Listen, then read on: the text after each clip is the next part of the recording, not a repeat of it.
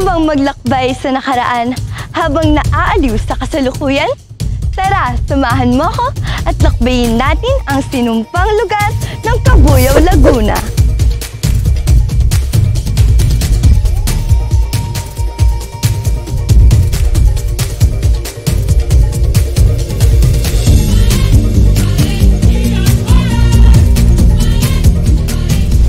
Bilang tagapagtaguyod ng kultural na pamumuhay at pangangalaga at pagkalinga sa kasaysayan, ang manirahan sa bayan ng makasaysayan at may pagpapahalaga sa nakaraan ay isang malaking karangalan.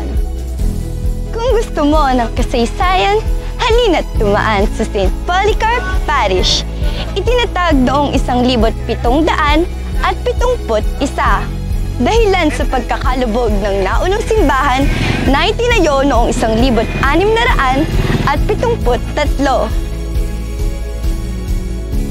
At dito mo rin matatagpuan ang Marcos Green Mansion o mas kilala sa tawag na Marcos Mansion na sikat dayuhin ng mga siklista dahil sa bukod sa sariwang hangin nito ay payapa ang tanawin na iyong matatamasa dito.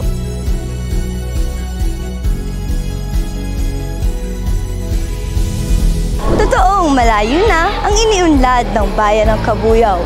Ngunit sa kabila nito, hindi pa rin malilimutan ng mga mamamayan ang pagbabalik tanaw sa aming pinagmulan.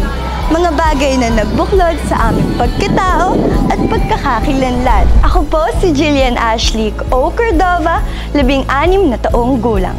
Ako po ay isang pintor at minsan ko nang nirepresenta ang aking mga obra sa iba't ibang panig ng ating bansa.